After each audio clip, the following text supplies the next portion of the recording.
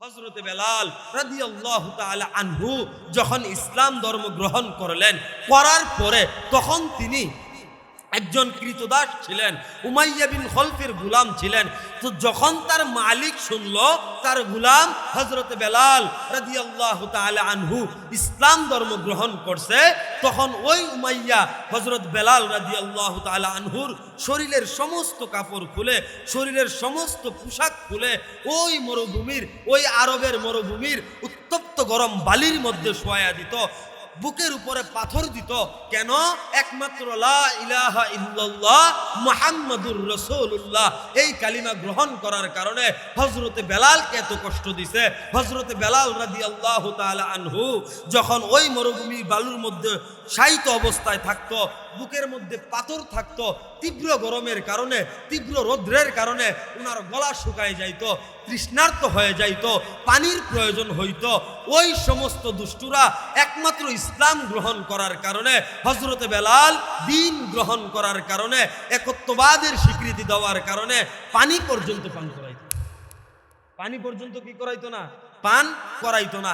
এরপরেও তারা ইসলাম ছাড়ে নাই, এরপরেও তারা দ্বীন ছাড়ে নাই, এরপরেও তারা ইসলামকে আঁকড়ায় ধরছে, এরপরেও তারা দ্বীনকে আঁকড়ায় ধরছে। যখন তারা দ্বীনকে আঁকড়ায় ধরছে, যখন তারা ইসলামকে আঁকড়ায় ধরছে, যখন তাদের ভিতরে আল্লাহর ভয় পয়দা হয়েছে, তখনই তারা কামিয়াব হয়ে গেছে, তখনই তারা সফল কাম হয়ে গেছে। আজকে আফসোসের বিষয়, দুঃখ পরিতাপের বিষয় হচ্ছে আমরা নিজেদেরকে মুসলমান দাবি করি, আমরা নিজেদেরকে ইমানদার দাবি করি, কিন্তু এখনো পর্যন্ত পরিপূর্ণ আল্লাহ পাক রব্বুল আলামিনের ভয় আমাদের অন্তরে পয়দা হয় নাই। এখনো পর্যন্ত আমাদের অন্তরে পয়দা হয় নাই। যদি আল্লাহ পাকের ভয় আমাদের অন্তরের মধ্যে পয়দা হইতো, তাহলে আমাদের দ্বারা গুনাহ হইতো না, আমাদের দ্বারা সুদ খাওয়া হইতো না, আমাদের দ্বারা ঘুষ খাওয়া হইতো না, আমাদের দ্বারা পরের হক নষ্ট হইতো না। আজকে এই সমস্ত গুনাহ হইতেছে কেন? একমাত্র আল্লাহর ভয় তাকওয়া অন্তরে না থাকার কারণে। কথা বলুন ঠিক কিনা?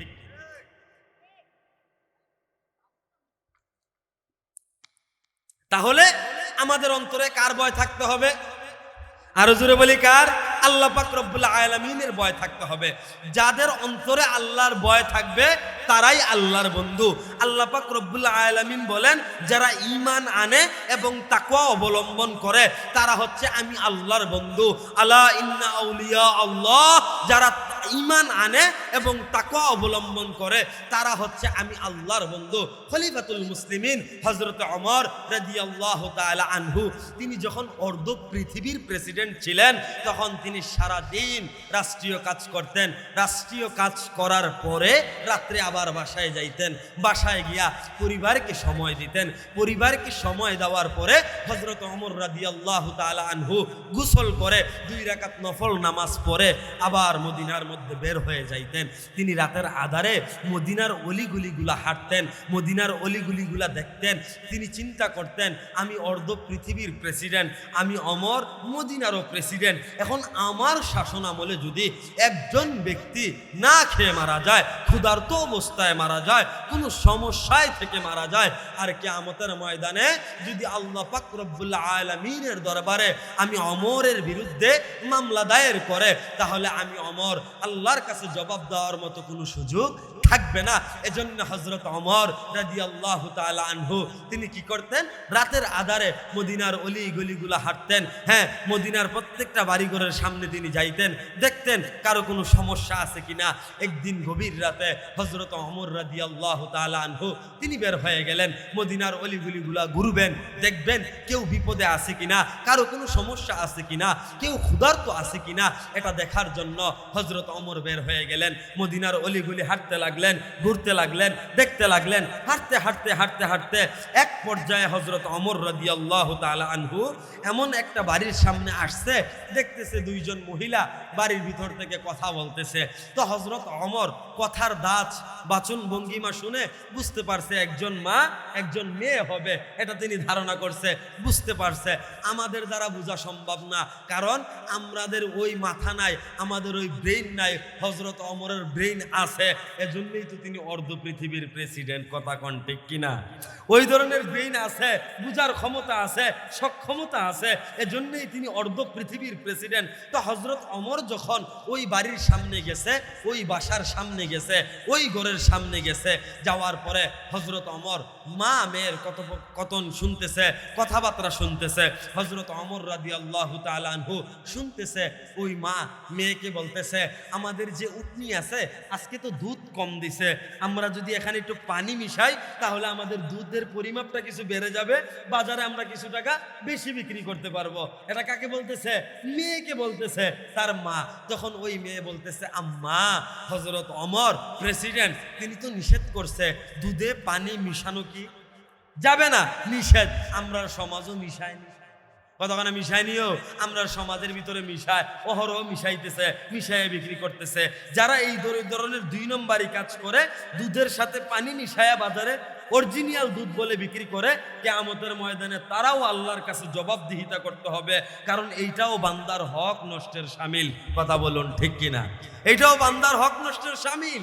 কিয়ামতের ময়দানে এটার কারণে আল্লাহ তাআলার কাছে কি করতে হবে? জবাবদিহিতা করতে হবে। আল্লাহ তাআলা আমাদেরকে বুঝার তৌফিক দান করুক, ওই সমস্ত খারাপ কাজ থেকে বিরত থাকার তৌফিক দান করুক, বলে আমিন। আরো জোরে বলে আমিন। তো যেই কথাটা বলতেছিলাম, হযরত ওমর রাদিয়াল্লাহু তাআলা আনহু ওই মা আর মেয়ের কথা শুনতেছে। তো মেয়ে বলতেছে, আম্মা, অর্ধ পৃথিবীর প্রেসিডেন্ট, আমাদের মুসলমানদের দ্বিতীয় খলিফা, খলিফাতুল মুসলিমিন হযরত ওমর তো দুধের সাথে পানি মিশাইতে নিষেধ করছে। এখন আমি কি করব? হযরত ওমর যদি জানতে পারে তাহলে তো হযরত ওমর আমাদেরকে শাস্তি দিবে, আমাদেরকে প্রহার করবে, আমাদেরকে বিচারের সম্মুখীন করবে। না আম্মা, দুধ মিশানো যাবে না। তখন ওই মা বলতেছে, আরে হযরত ওমর নিষেধ করছে তো কি হইছে? হযরত ওমর তো আর এখানে উপস্থিত নাই, ওমর তো আর দেখতেছে না আমরা যে দুধ মিশাইতেছি, দুধের সাথে পানি মিশাইতেছি নাকি না মিশাইতেছি, এটা তো আর হযরত ওমর কি করতেছে না, দেখতেছে না। এই কথা মা বলার পরে ওই মেয়ে বলতেছে, আম্মা, হযরত ওমর না দেখতে পারে, হযরত ওমর উপস্থিত না হইতে পারে, কিন্তু হযরত ওমরের যিনি রব আল্লাহ, তিনি কিন্তু দেখতেছে। তিনি কি করতেছে? দেখতেছে, তিনি কিন্তু দেখতেছে। তাহলে ওই মেয়ের ভিতরে কি পরিমাণ তাকওয়া ছিল, কি পরিমাণ আল্লাহর ভয় অন্তরের মধ্যে ছিল। আল্লাহু আকবার। ওই মেয়ে রাতের গভীরে, মা আর মেয়ে ছাড়া কেউ নাই, হযরত ওমর আছে কিনা তাও তারা জানে না, তাদের তো জানাই নাই হযরত ওমর আছে কিনা, কারণ তারা তো আর জানে না হযরত ওমর যে বাহিরে দাঁড়িয়ে আছে, তারা ঘরের ভিতরে হযরত ওমর আছে না নাই এটাও তারা জানে না। এরপরও মেয়ের ভিতরে কি পরিমাণ তাকওয়া ছিল, কি পরিমাণ আল্লাহর ভয় ছিল। সেই মেয়ে বলতেছে, আম্মা, হযরত ওমর উপস্থিত না থাকতে পারে, কিন্তু হযরতে ওমরের ক্ষুধা দেখতেছে। হযরত ওমরের ক্ষুধা কি করতেছে? দেখতেছে। হযরত ওমরের ক্ষুধা দেখতেছে। এজন্য আমাদের অন্তরে সর্বদা আল্লাহর ভয় থাকতে হবে। যখন আমরা আমাদের অন্তরে পরিপূর্ণ আল্লাহর ভয় থাকবে, তখনই আমরা পরিপূর্ণ মুমিন হতে পারবো। আসলে আফসোসের বিষয় কি জানেন? আমরা তো নিজেদেরকে মুমিন দাবি করি, আমরা নিজেদেরকে ইমানদার দাবি করি, আমরা নিজেদেরকে মুসলমান দাবি করি। আফসোসের বিষয় হচ্ছে আমরা পরিপূর্ণ কুরআনকে আঁকড়ায় ধরি না, পরিপূর্ণ দ্বীনকে আঁকড়ায় ধরি না। আল্লাহ সুবহানাহু ওয়া তাআলা আমাদেরকে এই জমিনের মধ্যে কেন পাঠাইছেন, কোন মাকসাদে পাঠাইছেন, কোন উদ্দেশ্যে পাঠাইছেন, আমরা কোন উদ্দেশ্য নিয়ে এই জমিনের মধ্যে এসেছি, আসার পরে আমাদের কি করা উচিত ছিল, আমরা কি করতেছি, এই সমস্ত বিষয় আমরা চিন্তা করি না, ফিকির করি না। 60 বছরের জিন্দেগি নিয়া, 70 বছরের জিন্দেগি নিয়া, 80 বছরের জিন্দেগি নিয়া আজকে আমরা অনেক বাহাদুরি করতেছি, আমরা অনেক ক্ষমতা দেখাইতেছি, আমরা মনে করি যে হামসে বড় কোন হ্যাঁ, আমার চাইতে বড় আর কে আছে, এই চিন্তা করে আমরা জমিনের মধ্যে চলতেছি। কিন্তু একটা বারও আমার দিলের ভিতরে এই চিন্তা আসে না, একটা বারও আমাদের দিলের ভিতরে এই ফিকির আসে না। আহারে, আল্লাহ পাক রব্বুল আলামিন তো আমাদেরকে পাঠাইছে, আল্লাহ পাক রব্বুল আলামিন তো আমাদেরকে বানাইছে, আল্লাহ পাক রব্বুল আলামিন তো আমাদেরকে চলার শক্তি দিছে, আল্লাহ পাক রব্বুল আলামিন তো আমাদেরকে বলার শক্তি দিছে, আল্লাহ পাক রব্বুল আলামিন তো আমাদেরকে দেখার শক্তি দিছে, আল্লাহ পাক রব্বুল আলামিনই তো আমাদেরকে শ্রবণ করার শক্তি দিছে। এত কিছু নিয়ামত নিয়ামত দিছে, এত কিছু দান করছে, কেন দান করলো? আজকে আমরা ওই বিষয়টা জানি না, জানলেও মানার চেষ্টা করি না, বুঝি না।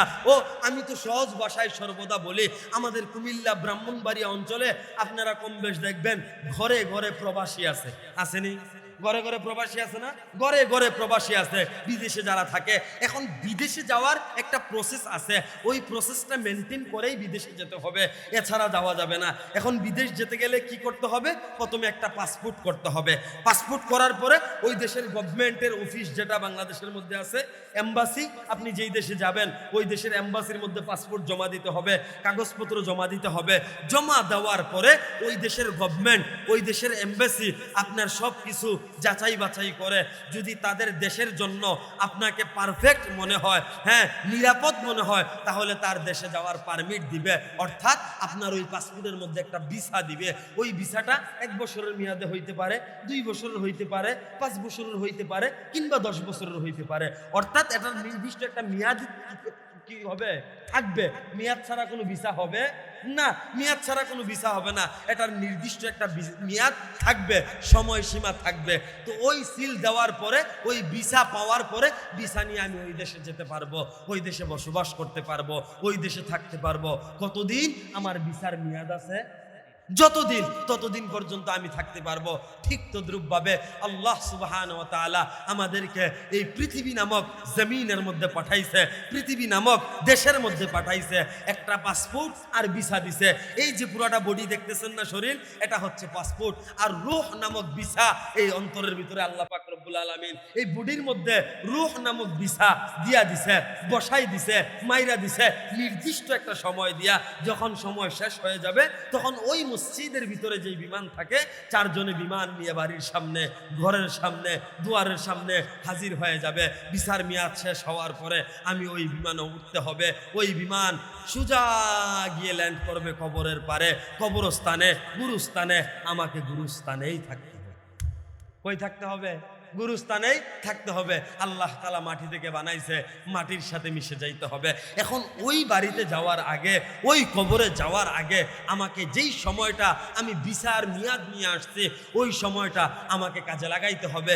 যদি আমি কাজে লাগাইতে পারি, তাহলে আমি আমার বাড়িতে গিয়া, আমি আখিরাতে গিয়া, আমি কবরে গিয়া, আমি মিজানে গিয়া, আমি ফুলসিরাতে গিয়া, হ্যাঁ সুন্দরভাবে পার হইতে পারবো, সুন্দরভাবে থাকতে পারবো। আর যদি আমি আমার ভিসার সময়টা ভালোভাবে কাজে না লাগাইতে পারি, আল্লাহর গোলামিতে হ্যাঁ ব্যয় না করতে পারি, তাহলে আমি কবরে গিয়েও শান্তি পাবো না, আখিরাতেও শান্তি পাবো না, মিজানেও শান্তি নাই, ফুলসিরাতেও শান্তি নাই। সর্বশেষ আমার অবস্থান হবে জাহান্নাম। সর্বশেষ অবস্থান হবে কি? কতখানে সর্বশেষ অবস্থান হবে কি? জাহান্নাম। সর্বশেষ আমাদের অবস্থান হবে জাহান্নাম।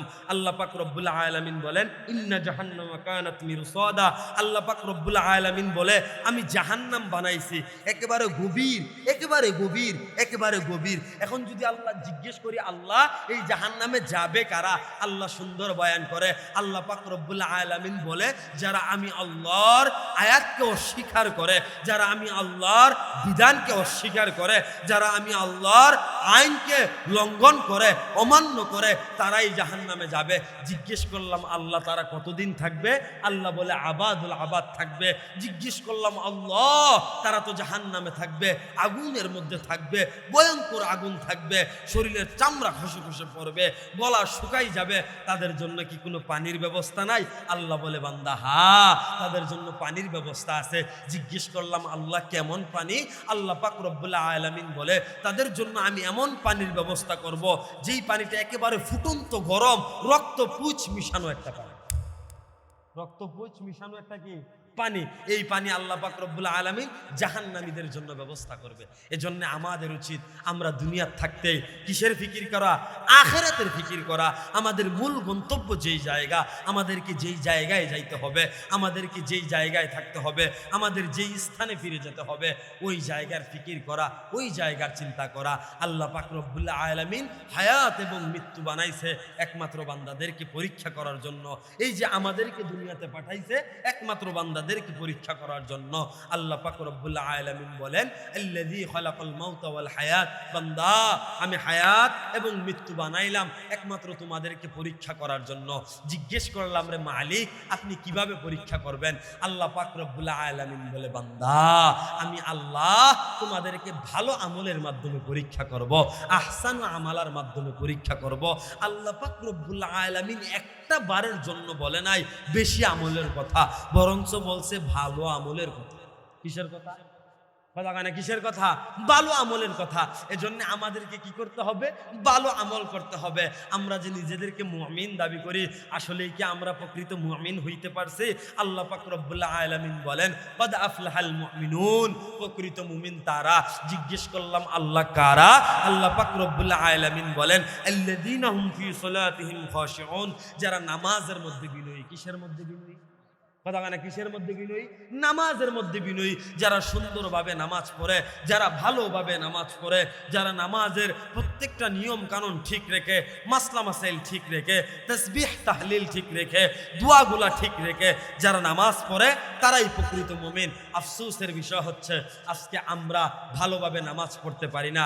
আজকে আমরা এখনো পর্যন্ত প্রকৃত মুমিন হইতে পারি, এখনো পর্যন্ত প্রকৃত মুমিন হইতে পারি নাই।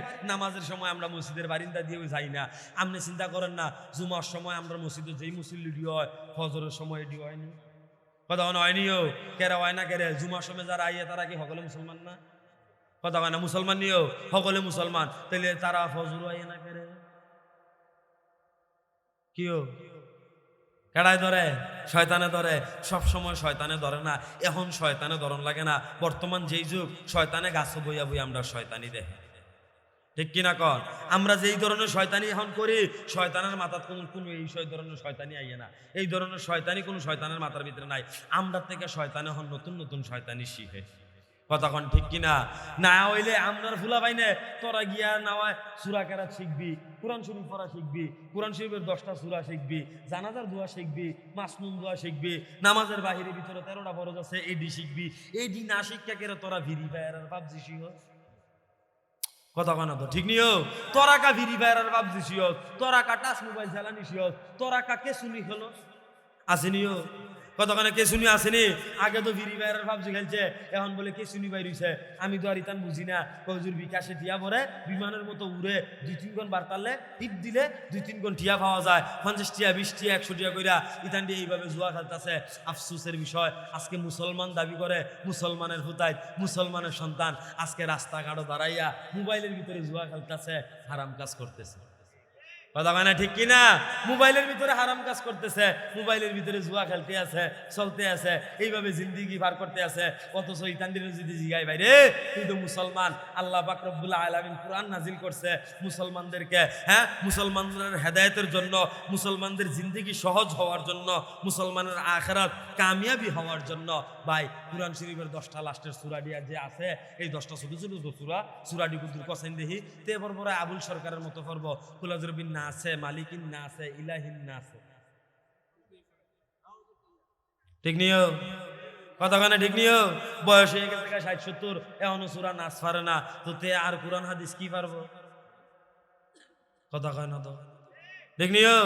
তে আর কুরআন হাদিস কি পারবো? তো এরকম কিছু মানুষও আমরা দেশের ভিতরে আছে, এইটা করে বেশি আমরা সমাজের ভিতরে আছে। তুই যেই কথাটা কইতাম ইসলাম, আজকে মুসলমানের হুতায় ইদানের কাছে সময়ের কোনো গুরুত্ব নাই, সময়ের কোনো কদর নাই। অথচ আল্লাহ পাক রব্বুল আলামিন সময়ের শপথ করছে। আল্লাহ পাক রব্বুল আলামিন বলেন ওয়াল আসর, সময়ের শপথ। এখন সময়ের শপথ যে করছে, কেন করলো? নিশ্চয়ই সময়টা অনেক দামি, মূল্যবান, এজন্য আল্লাহ সময়ের শপথ করছে। আমাদের উচিত আমাদের সময়কে কাজে লাগানো, আমাদের উচিত আমাদের সময়টা পরিপূর্ণভাবে কাজে লাগানো। আমরা এখন বুঝতেছি না, তবে কিয়ামতের ময়দানে বুঝলে কোনো আশার আর সুযোগ নাই, দুনিয়াতে ফিরার আর কোনো সুযোগ নাই। যে দ্বিতীয়বার আয়াসের আবার আমল টামল কইরা আবার যায়াম, এটার কোনো সুযোগ আছে? কথা কেন? এটার কোনো সুযোগ আছে? এইটার কোনো সুযোগ নাই। এই ধরনের কোনো সুযোগ কিয়ামতের ময়দানে নাই। এজন্য আমাদেরকে দুনিয়া থেকেই অর্জন করতে হবে, দুনিয়া থেকেই কামাই করে যেতে হবে। আখিরাতের পুঁজি দুনিয়ার মধ্যেই সুন্দর করে বাইন্দা লাইতে হইব, আখিরাতের পুঁজি দুনিয়ার মধ্যেই সুন্দর করে কি করতে হইব? গুছাই লাইতে হইব। কেমনে গুছায়াম? আমরা কোরআন পড়তাম পারি না, আমরা সূরা পড়তাম পারি না। এই যে রমজান মাস আইতে আছে, রমজান মাস আইলেও আমরা বেড়াইতে রোজা রাখতে হবে, ঠিক নিও রমজান মাস আইলে আমরা বেড়াতে কি করতো না, রোজা রাখতো না, সার ধোয়ানো খাওয়া যাইব, সার ধোয়ানো তো মাসাল্লাহ বেডিয়েই তো এমনি ফর্দা করো না, সার ধোয়ান রমজান মাসে এমনি ফর্দা করে। ঠিক নিও রমজান মাসে সার ধোয়ানি যেটি ফর্দা করে যেইভাবে ফর্দা করে আমরা বেডিয়েই তো কোনো এইভাবে ফর্দা করতে পারে না। মাসাল্লাহ সার ধোয়ানি লাল নীল হলুদ সবুজ কচ্চা রঙের কাপড় দিয়া সুন্দর করে ভেজ ধোয়াইলে আমরা বেড়াইতে মনে করেন যে সকাল 11টার সময় গিয়া একবার একটা চা আর একটা বন আর একটা বিড়ি দিয়া সেরি খাইয়া আবার 2টা 2:30টার সময় গিয়া আবার আর একটা চা একটা বন আর একটা বিড়ি দিয়া ইফতার করো। দেখনিও ইফতার করে। তো এই যে বাবা তুমি করলা, ইফতার করলা, সেরি করলা, ফাক্কা রোজাটি রাখলা, এই দিনটা খাইয়া 3টা রাখলা, তো তুমি ফর্দার ভিতরে গিয়ে না খাইলা, ফর্দার ভিতরে গিয়ে না খাইয়া মাইরে দিল। হ্যাঁ মনে করছো কেউ দেখে না দুনিয়ার মাঝে? আল্লাহ দেখে নিও, কথা কয় না দেখে নিও, আল্লাহ কিন্তু ঠিকই দেখে। আল্লাহ পাক রব্বুল আলামিন সব কিছু দেখে, আল্লাহ পাক রব্বুল আলামিন সব কিছু জানে। কিয়ামতের ময়দানে যদি আল্লাহ জিগায় কি তারে কি ঘটনা কি, ক্যামেরাটা যদি আল্লাহ ধরাই দেয় সুন্দর কইরা, দেখ ওই দেখ বঞ্জে খায় চা, ওই দেখ বিড়িটা বারে টান দেয়, এমনি টান দিয়ে মাথা ডালকি দিয়া হুয়া লাইতে আছে, কেডা এইটা দেখে বললাম আমার মতোই তো লাগে, আমার মতো লাগে কইলেই তো ফেরেস্তা এমন খিচা খিচবো, পিছন দিক দিয়ে এমন ফিজা ফিটবো, আসলে মাঠে আরো যারা থাকবো তারা দেখানোর মতো কোনো রাস্তা থাকতো না। কথা কানা তো ঠিক নিও, তারা দেখানোর মতো কোনো রাস্তা থাকতো না। এই জায়গা বাড়ি খাওয়ার আগে, পিঠা খাওয়ার আগে, মাইর খাওয়ার আগে এখান থেকেই মনে করেন যে আখেরাতের ফুজি কামাই কইরা নিতে হইব, আখেরাত অর্জন করতে হইব, আখেরাত অর্জন কইরা যাইতে হইব। কিন্তু আফসোসের বিষয় আমরা ফুলাফাইনে আজকে সূরা জানে না, জানাজার দোয়া জানে না, নামাজের বাহিরে ভিতরে 13টা ফরজ আছে এডি জানে না। তারে খালি আপনি কন্যা রে ভারতের ভিতরে যে ছবি করে 10 জন নায়ক নায়িকার নাম ক, তে 62 জন কওয়ার পরও আপনি যদি কোন ধুম দিতে ধুম দিত না। ঠিক নিও কথা ঠিক না? এই যে বর্তমান ফুটবল টিটবল খেলা আছে, আপনি যদি যেখানে আর্জেন্টিনার যে 11 জন প্লেয়ার আছে এডির নাম ক, 24 জনের নাম কইব কইবনি। আর তারে যদি জিগাই রে সূরা ফাতিহাটা ক, তে কইতে পারতো না। আবার যদি জিগাই আলহামদু সূরাটা ক, বাইঙ্গা সূরা কইতে পারবো, কিন্তু সূরা ফাতিহাই যে আলহামদু সূরা এটাও আমরা বর্বরার্থে জানেন। কথা কয় না ঠিক নিও? আমি কি মিছা কথা কইছি? আমি কি মিথ্যা কথা বলছি? এমন অনেক মুসলমান আছে সূরা ফাতিহাই যে আলহামদু সূরা, আর আলহামদুই যে আমরা সূরা ফাতিহা এইটা পর্যন্ত তে জানে না, অথচ দুনিয়ার মধ্যে সময় নষ্ট করতেছে। আহারে মুসলমান, নিজেরা আমরা ইমানদার দাবি করি, নিজেরা মুসলমান দাবি করি, নিজেরা আশিক রাসূল দাবি করি, অথচ আল্লাহর রাসূল সাল্লাল্লাহু আলাইহি ওয়াসাল্লাম এই দ্বীনের জন্য, এই ইসলামের জন্য, এই তাওহীদের জন্য, এই একত্ববাদের জন্য, এই উম্মতের জন্য কত কষ্ট করছে আল্লাহর নবী। আহা আল্লাহু আকবার। আল্লাহর নবী এই দ্বীনের জন্য পেটের মধ্যে পাথর বাঁধছে, আল্লাহর নবী এই দ্বীনের জন্য, এই উম্মতের জন্য রক্ত মুবারক জড়াইছে, আল্লাহর নবী এই দ্বীনের জন্য, এই উম্মতের জন্য দান মুবারক শহীদ করছে, আল্লাহর নবী এই দ্বীনের জন্য, এই উম্মতের জন্য, এই তাওহীদের জন্য, একত্ববাদের জন্য আল্লাহর নবী জন্মভূমি ছেড়ে হিজরত করে মদিনার মধ্যে আসছে। আরে যারা জন্মভূমি ত্যাগ করে তারা জানে, তারা বুঝে জন্মভূমি ত্যাগ করার কি পরিমাণ কষ্ট, কি পরিমাণ যন্ত্রণা। আল্লাহর নবী যখন মক্কা থেকে মদিনায় হিজরত করে তখন আল্লাহর নবী বারবার মক্কার দিকে ফিরে তাকায়, আল্লাহর নবী কান্না করে, আল্লাহর নবী ফিরে তাকায়, আর আল্লাহর নবী বলতেছে হে মক্কা তুমি আমার কাছে প্রিয় শহর, কিন্তু আমার মন চাইতেছে না আমি তোমাকে ছেড়ে যাই, কিন্তু কিছু করার নাই। ওই দুষ্ট আবু জাহেলরা, উডবা সাইবারা, ওই দুষ্টুরা, ওই বেঈমানরা, ওই মুশরিকরা, ওই কাফেররা আমি নবীকে আমার জন্মভূমিতে থাকতে দিতেছে না, এজন্য আমার আল্লাহর নির্দেশ আমি চলে যাইতেছি। তবে আমি নবী আবার আমার জন্মভূমিতে ফিরব। হে মক্কা নগরী আমি আবার তোমার কাছে ফিরব, তবে যখন আমি নবী ফিরব তখন বিজয়ের বেশেই ফিরব। আল্লাহর নবী এত কষ্ট সহ্য করছে, হিজরত করছে, শুধু হিজরত না, ওই মক্কা থেকে আপনার হেরা গুহা ওই 8 কিলোমিটার দূরে। আমরা তো কয়েকদিন আগে গেছি উমরাতে, যাওয়ার পর ওই পাহাড়ের মধ্যে উঠছি, প্রায় 2.5 ঘন্টা সময় লাগছে। এখন সৌদি সরকার সিঁড়ির ব্যবস্থা করে দিছে, এরপরে ওজোর 5 বার জিরান লাগছে, 10-15 বার পানি খাওয়ান লাগছে, গাম ছুটে গেছে গা। অথচ আল্লাহর নবী সাল্লাল্লাহু আলাইহি ওয়াসাল্লাম তখন তখন কোনো সিঁড়ির ব্যবস্থা ছিল না, কোনো রাস্তার ব্যবস্থা ছিল না। 8 কিলোমিটার রাস্তা হেঁটে ওই পাহাড়ের মধ্যে, তারপরে পাহাড় বেয়ে ওই গুহার মধ্যে যাইতেন একমাত্র এই দ্বীনের জন্য। শুধু আল্লাহর নবী না, আম্মাজান খাদিজাতুল কুবরা রাদিয়াল্লাহু তাআলা আনহা, তিনিও আল্লাহর নবীর জন্য খাবার নিয়ে ওই পাহাড়ের মধ্যে 8 কিলোমিটার হেঁটে এই তীব্র রোদে, তীব্র গরমে, মরুভূমির পাথর আর বালুর উপর দিয়ে খালি পায়ে হেঁটে ওই পাহাড়ের মধ্যে গিয়ে উঠা আল্লাহর নবীকে খাবার দিত। আল্লাহর নবী এত কষ্ট সহ্য করছে এই দিনের জন্য। শুধু এই কষ্ট না, আল্লাহর নবী সাল্লাল্লাহু আলাইহি ওয়াসাল্লাম যখন খানে কাবার মধ্যে সেজদা দিতেন, সেজদারত অবস্থায় থাকতেন, তখন ওই মক্কার বেঈমানরা, ওই মক্কার মুশরিকরা আল্লাহর নবীর পিঠের উপরে পচা উটের বুড়ি আইনা দিয়া দিত। এত ভারী উটের বুড়ি, আল্লাহর নবী সোজা হয়ে সেজদা থেকে উঠে বসতে পারতেন না। এত কষ্ট সহ্য করছেন একমাত্র দ্বীনের জন্য, একমাত্র ইসলামের জন্য, একমাত্র তাওহীদের জন্য, একমাত্র এই উম্মার জন্য। কিন্তু আফসোসের বিষয়, দুঃখ পরিতাপের বিষয়, আজকে আমি রাসূলের আশিক দাবি করি, আমি ঈমানদার দাবি করি, আমি নিজেকে মুসলমান দাবি করি, আমি নিজেকে মুমিন দাবি করি, কিন্তু এখনো পর্যন্ত আমার মধ্যে, আপনার মধ্যে রাসূলের সুন্নাত সৃষ্টি হয়। এখনো পর্যন্ত আপনার আমার মধ্যে রাসূলের সুন্নাত পয়দা হয় নাই। এখনো পর্যন্ত আপনার আমার মধ্যে রাসূলের আদর্শ পয়দা হয় নাই, সৃষ্টি হয় নাই। তাহলে আমি কিভাবে রাসূলের আশিক হইলাম? আমি কিভাবে মুমিন হইলাম? আমি কিভাবে ঈমানদার হইলাম? এজন্য আমাদেরকে বুঝতে হবে, ওই যে প্রথমেই তো একটা কথা বললাম, মাহফিল তো প্রতিদিন হইতেছে, মাহফিল তো হাজার হাজার হইতেছে, মাহফিল তো প্রতিদিন হবে, কিন্তু মাহফিল শুনলে লাভ হবে কি? আমরা মাহফিলে আসি কেন জানেন? কোন কারণে আসি? কেউ আসে, এই বক্তা ভালো হাসাইতে পারে, মাশাআল্লাহ, এবারটা কিচ্ছা কইতে পারে বালা, এবারটার গলার এলাহিটা বালা, আবার কেউ এবারটার গলার সুরটা বালা, আবার কেউ এবারটা সাতাইতে পারে ভালা, মাশাআল্লাহ, এবারটার লোকে দুইটা জিগার দিলে শরীরটা বারে গরম হয়ে যাবে গা। বিভিন্ন বক্তার ক্যাটাগরি আছে, বিভিন্ন তরবিয়তের, আমরা ওই তরবিয়ত অনুযায়ী মাহফিল শুনতে আসি। শুধু আওয়াজ, কিন্তু ওয়াজ আমলের নিয়তে আমরা কেউ বসি?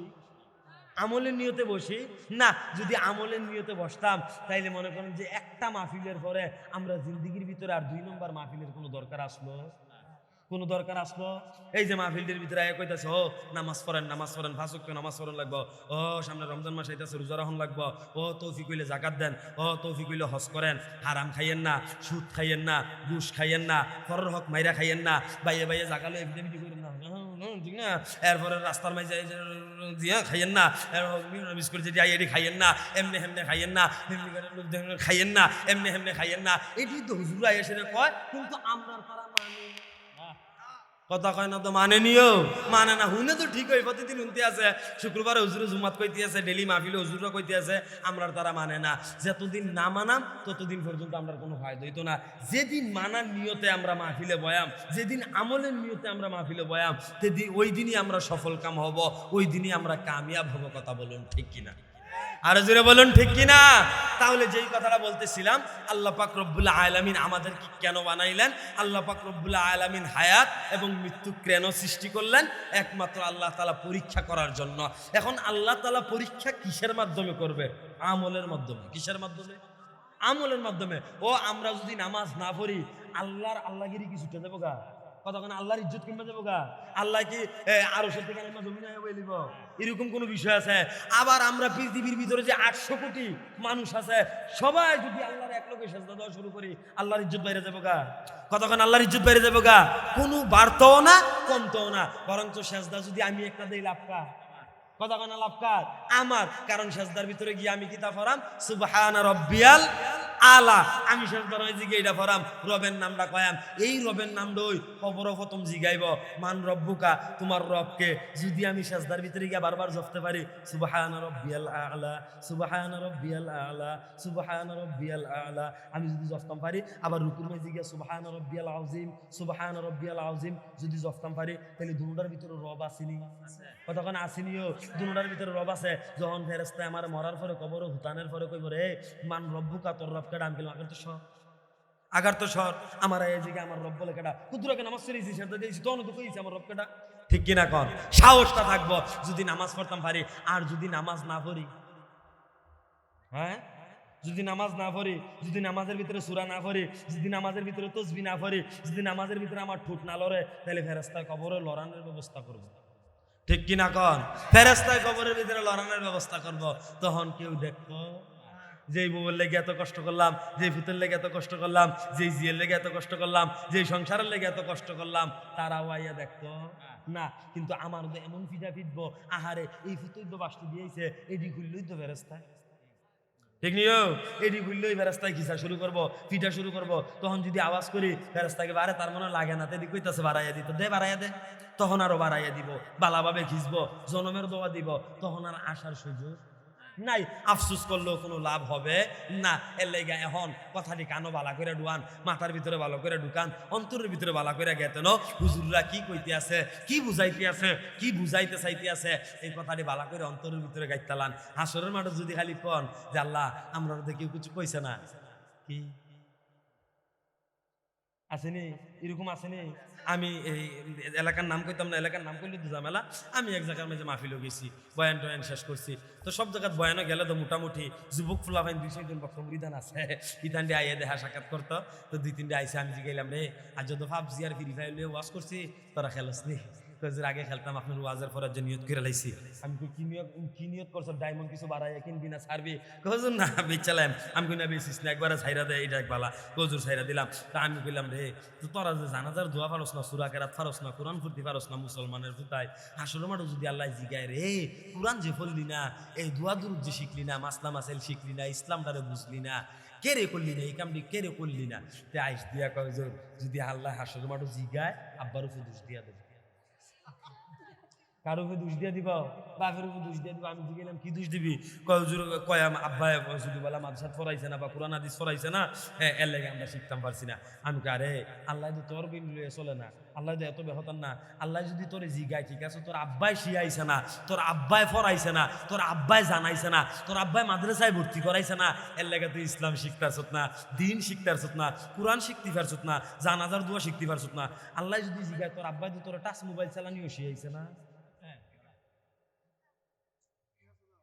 কেমনে শিখলি? কিও কথা কনা তো ঠিক নিও।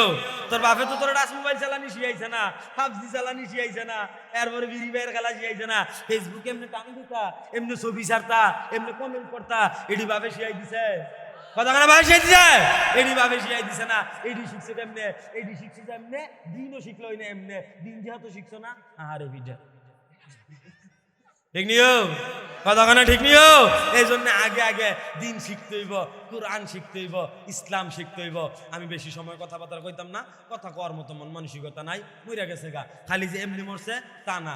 আমি কালকে এই ময়মনসিংহ থেকে মাহফিল শেষ করে আইছি সকাল 7টায়, আইয়া খালি কুদুর হুতাম আর হুতাম পারলাম ঘরের এক সদস্য বেলান্ডার মিশিংয়ে মশলা কাটতে গিয়া সিরা গিরা পর্যন্ত হাতের লোকটা গেছে গা, একবারে গিরা পর্যন্ত বেলান্ডার মিশিং হাতের আঙ্গুল গেছে গা। গেলাম দৌড়িদার দৌড়িয়া, ইদানটি কয় না হুজুর আমরা পারতাম না, ওই যেমন লাগবো কুমিল্লা, দৌড়িয়া গেলাম কুমিল্লা গিয়া এক্সরে কইরা অনেক যায় জামালা যেহেতু একটা গিরা পর্যন্ত কইরা গেছে গা। এটি শেষ করে কোনো মতো মাগরি বাইয়া সেরা বাইক পড়ছি, কইরা গুসল টুসল কইরা খাইয়া রুয়ানা দিয়া বারে আইছি, ঘুমাইতাম পারলাম। কইয়ের আগের দিন কক্সবাজারতে শেষ করে ময়মনসিংহ থেকে বাইতে ভিটাভিটির পর আবার নবীনগর, আর ঘুমের সুযোগ আছে? আমরা ঘুমাইতাম পারিনি। তো এত কথা আমরা কইয়া লাভ কি? কথার মতো কথা 5 মিনিট কইলই সারে দিন। কি আলোচনা কিতা, ওয়াজ মাহফিল কিতা?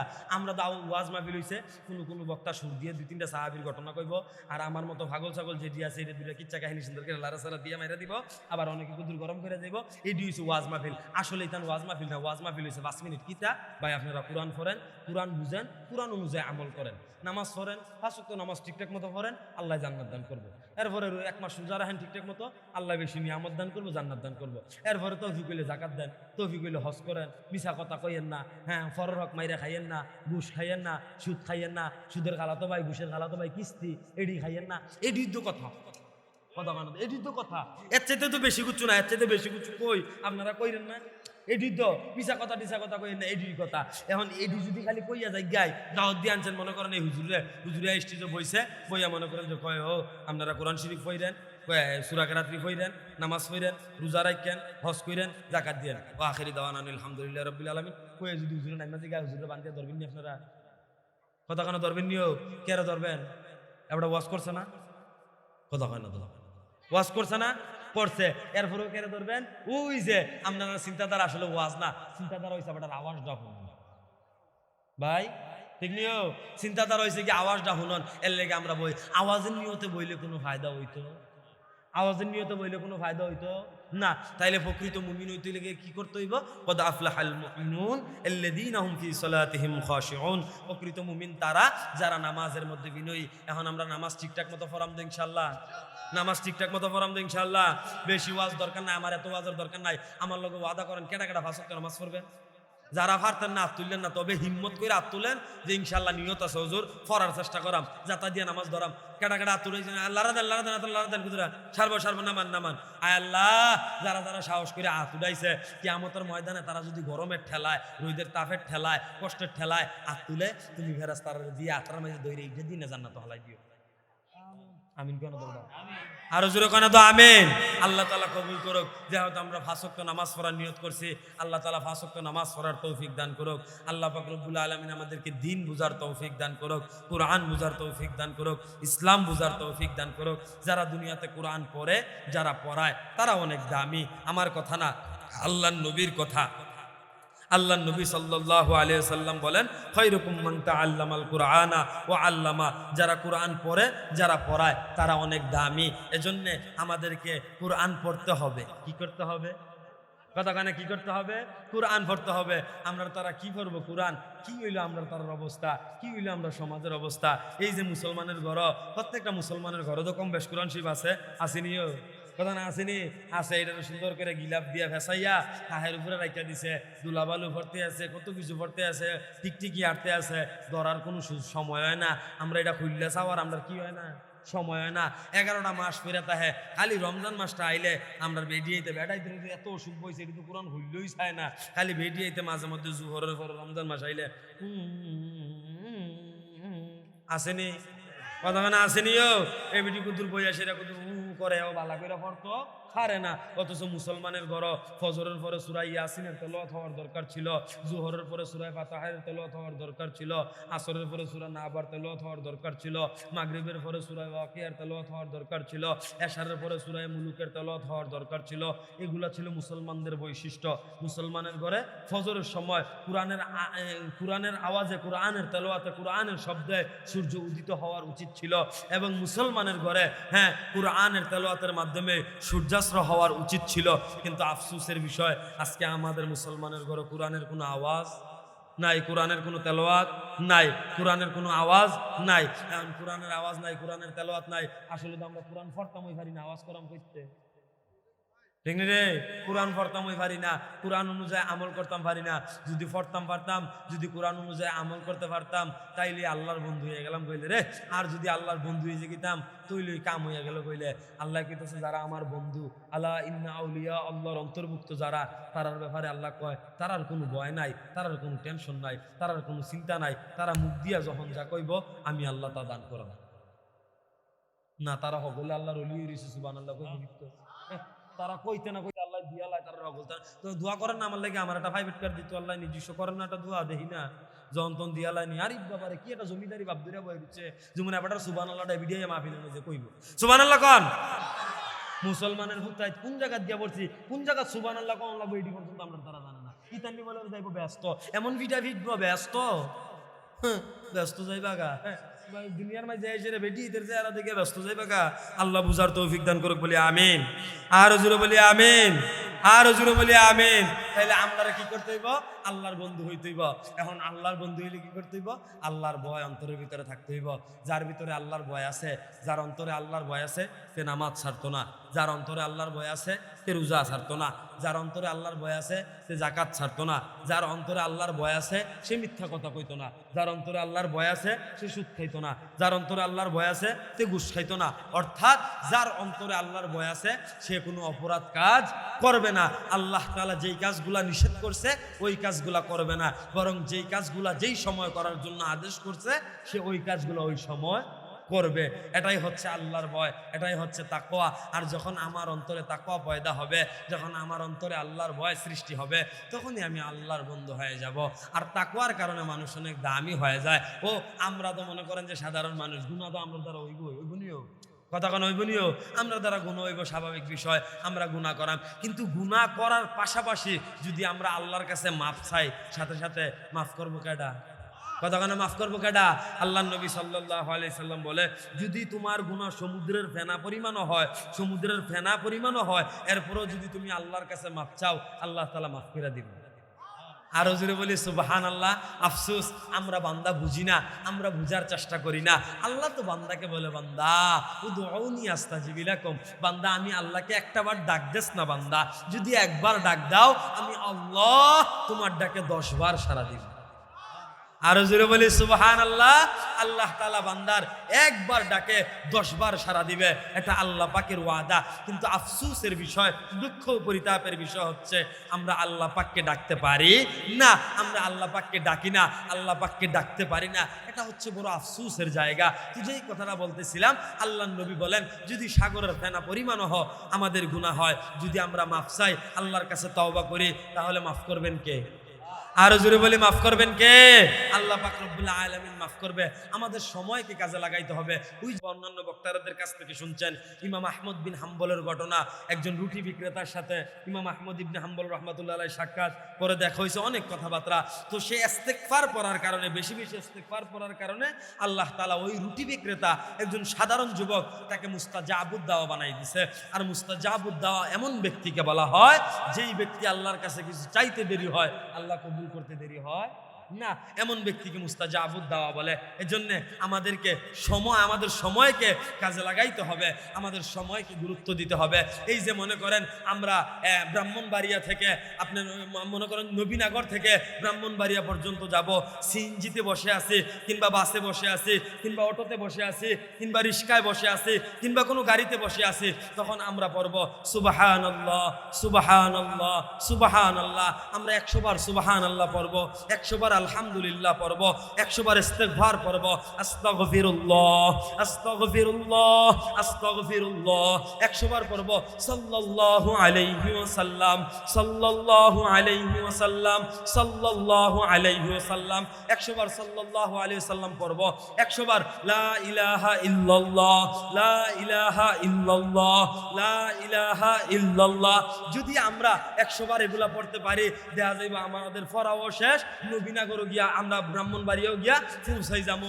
তাহলে আমরা আমল নামাটা সোয়াব আইবনি, কথা কোনো সোয়াব আইবনি, সময়ও কাজে লাগবো, আমল নামার ভিতরেও সোয়াব চলে আসবে।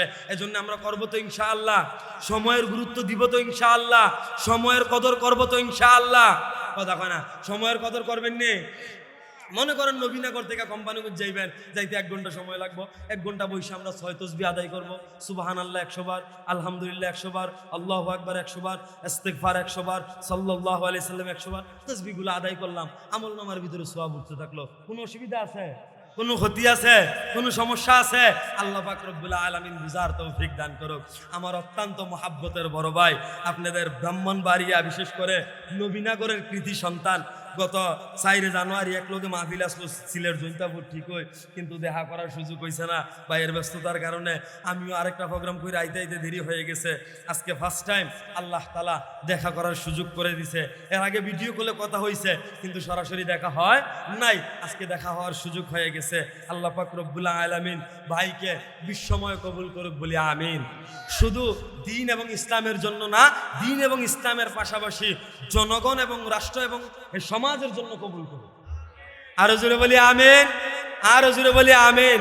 আল্লাহ পাক রব্বুল আলামিন আমাদের সবাইকে কবুল করুক ইনশাআল্লাহ। আমি আপনাদেরই মানুষ, এর আগে আরো 2-3 বার আইছি, আবারও হায়াতে বেঁচে থাকলে ইনশাআল্লাহ আসবো, কথা হবে।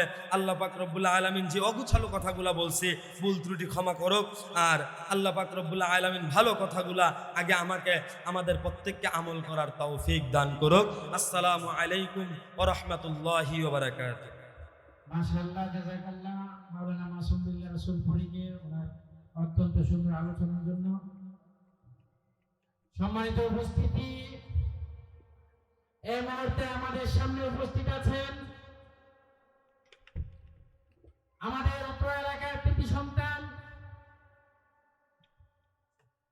হযরত মাওলানা মুফতি আমদাদ। আজকের মাহফিলে অনেক উলামা একরামরা বয়ান করবেন, অনেকে আলোচনা করবেন। আমরা সকলে আল্লাহ পাক রব্বুল আলামিন যেন আমাদের প্রত্যেককে উলামা একরামের জবান থেকে দ্বীনি আলোচনা শুনে আমল করার তৌফিক দান করেন। আমরা সকলেই আল্লাহ তাআলার কাছে দোয়া করি আল্লাহ তাআলা আমাদের সবাইকে কবুল করুক। আজকে এই তাফসীরুল কুরআন মাহফিল আয়োজন করা হয়েছে। আসলে আমাদের সমাজের ভিতরে তো প্রতিনিয়ত প্রতিদিন মাহফিল হয়, প্রতিদিন মাহফিলে আলোচনা হয়, কিন্তু আফসোসের বিষয় হচ্ছে আমাদের সমাজের মধ্যে মাহফিল অনুযায়ী ওয়াজ অনুযায়ী আমল করা হয় না। এটা হচ্ছে সবচাইতে বড় বিষয়। আমরা একটা মাহফিলের ভিতরে মনে করেন যে আপনার 2 লাখ 3 লাখ 4 লাখ 5 লাখ টাকা খরচ করে একটা মাহফিলের আয়োজন করি।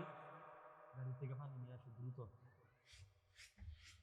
খাওয়ার পানি লিয়া গাড়ির থেকে। আমরা একটা মাহফিলের ভিতরে 2 লাখ 3 লাখ 2.5 লাখ টাকা খরচ করে একটা মাহফিলের আয়োজন করি। তো এই মাহফিল করতে গেলে আমাদের 10 দিন 12 দিন 15 দিন 20 দিন 1 মাস পর্যন্ত আমরা পরিশ্রমও করি এটা মাহফিল সাজানোর জন্য। বাস কালেকশন করা, টাকা কালেকশন করা, কিভাবে মাহফিল সাজাবো, বিভিন্নভাবে চিন্তা ফিকির করে একটা মাহফিল সাজাই, মাহফিল করি।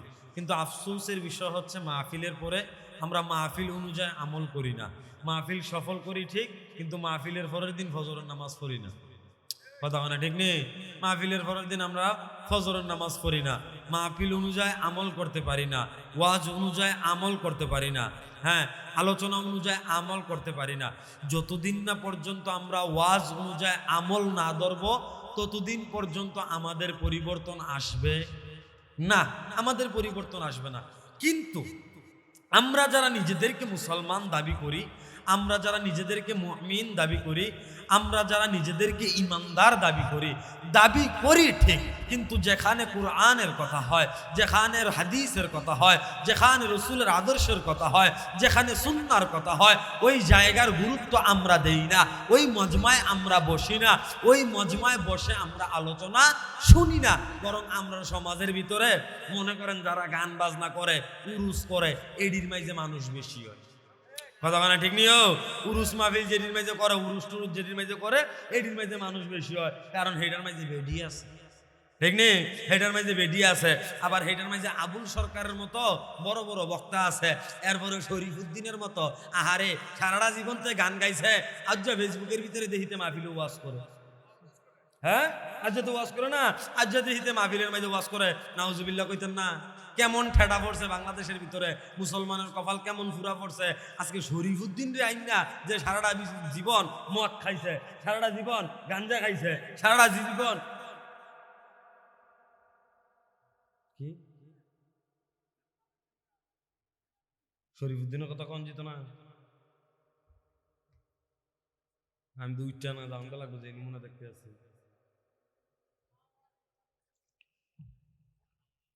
চিন্তা করছেন না?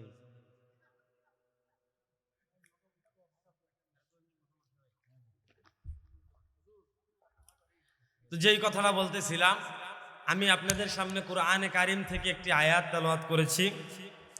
আল্লাহ সুবহানাহু ওয়া তাআলা এই আয়াতের ভিতরে বলেন যে আমি কোরআন মাজিদকে অত্যন্ত, আল্লাহ পাক রব্বুল আলামিন বলে আমি এমন একটা কিতাব তোমাদেরকে দান করলাম, এমন একটা কিতাব দিলাম, যেই কিতাবটা, এই কিতাব অনুযায়ী যদি তোমরা আমল করো, ওই কিতাব অনুযায়ী যদি তোমরা তোমাদের জিন্দেগি পরিচালনা করো, ওই কিতাব অনুযায়ী যদি তোমরা চলো, তাহলে তোমাদের দুনিয়াও সুন্দর হবে, আখিরাতও সুন্দর হবে। তো যেই কিতাবটা দিছে এই কিতাবের নাম হচ্ছে আল কুরআন। দুনিয়ার মধ্যে স্বাভাবিকভাবে প্রত্যেকটা কিতাবের ভিতরে, প্রত্যেকটা বইয়ের ভিতরে লেখা থাকে কি ভুল থাকতে পারে, কিন্তু আল্লাহ সুবহানাহু ওয়া তাআলা যেই কিতাবটা দিছে সেই কিতাবের নাম হচ্ছে আল কুরআন। আল্লাহ পাক রব্বুল আলামিন শুরুতেই বলেন যালিকাল কিতাবু লা রাইবা ফি, আমি যেই কিতাবটা দিলাম, আমি যেই কিতাবটা নাজিল করলাম, আমি যেই কিতাবটা পাঠাইলাম, ওই কিতাবের মধ্যে কোনো ভুল নাই, ওই কিতাবের মধ্যে কোনো ভুল নাই, কোনো সন্দেহ নাই, সন্দেহের কোনো অবকাশ নাই, ভুলের কোনো অবকাশ নাই।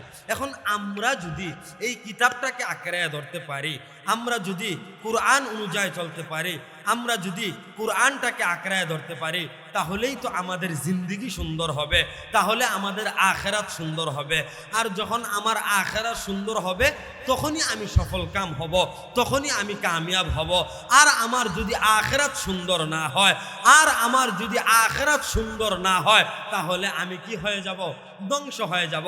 কারণ আমরা বাহ্যিকভাবে আমাদের এই দুনিয়ার জিন্দিগিটাকে সফলতা মনে করি, এই 60 বছরের জিন্দিগিকে সফলতা মনে করি, 70 বছরের জিন্দিগিকে সফলতা মনে করি, 80 বছরের জিন্দিগিকে সফলতা মনে করি। কিন্তু না, আল্লাহর নবী সাল্লাল্লাহু আলাইহি ওয়াসাল্লাম হাদিস শরীফে মিসাল দিলেন, উদাহরণ দিলেন, দুনিয়ার জিন্দিগি আখিরাতের জিন্দিগির একটা উদাহরণ দিলেন। আল্লাহর নবী সাল্লাল্লাহু আলাইহি ওয়াসাল্লাম বলেন, এই যে দুনিয়ার জিন্দিগি, এই যে দুনিয়ার হায়াত, এই যে দুনিয়ার বাহাদুরি, এটা হচ্ছে আল্লাহর নবী যদি বিশাল সমুদ্রের মধ্যে একটা আঙ্গুল ফালায় এবং আঙ্গুলটা তুলে ওই আঙ্গুল থেকে যেই 2-1 ফোঁটা পানি পড়বে, এই পানিটা হচ্ছে দুনিয়ার জিন্দিগি। আর ওই বিশাল সমুদ্রের মধ্যে যত পানি থাকবে তার চাইতে বেশি সময় হচ্ছে আখিরাতের জিন্দিগি। তার চাইতে বেশি সময় কি? আখিরাতের জিন্দিগি। আফসোসের বিষয়, দুঃখ পরিতাপের বিষয়, আজকে আমরা নিজেদেরকে মুসলমান দাবি করি, আমরা আখিরাতের ফিকির করি না। আমরা দুনিয়ার ফিকির করতেছি, দুনিয়ার চিন্তা করতেছি। অথচ সাহাবায়ে একরাম রাদিয়াল্লাহু তাআলা আনহুম আজমাইন, ওনারা শুধু দুনিয়ার ফিকির করতেন না, তারা আখিরাতেরও ফিকির করতেন। কিসের ফিকির করতেন? আখিরাতেরও ফিকির করতেন।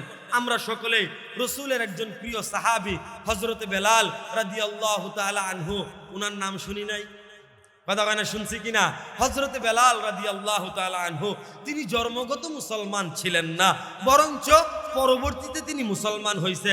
আগে মুসলমান ছিলেন না, বিধর্মী ছিলেন, মূর্তি পূজা করতেন, মুশরিক ছিলেন। কিন্তু আল্লাহ পাক রব্বুল আলামিন উনাকে এমনভাবে কবুল করছে, এমনভাবে হেদায়েত দিছে, এমনভাবে কবুল করছে, শেষ পর্যন্ত মক্কার বিজয়ের আজান পর্যন্ত আল্লাহ তাআলা হযরতে বেলালের মাধ্যমে দেওয়াইছে। হযরতে বেলালের মাধ্যমে মক্কার আজান পর্যন্ত আল্লাহ তাআলা দেওয়াইছে। আল্লাহ তাআলার আদেশে মক্কা বিজয়ের আজান হযরত বেলাল রাদিয়াল্লাহু তাআলা আনহু দিছে।